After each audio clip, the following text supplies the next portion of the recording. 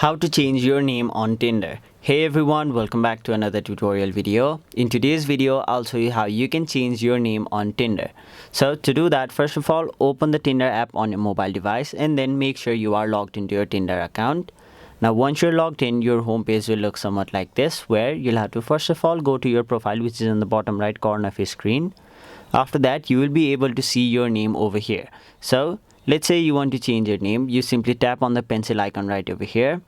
There, no matter how much you search, you won't find the option where you can change your name. And same for the settings option as well. So if you go to the settings option there, even if you scroll down all the way down and you see each and every one of these options, you won't find the options where you can change your name on Tinder. So let me be clear, you simply won't be able to change your name on Tinder. Now even if you get the Tinder Gold, Tinder Plus, etc., you still won't be able to change your name on Tinder.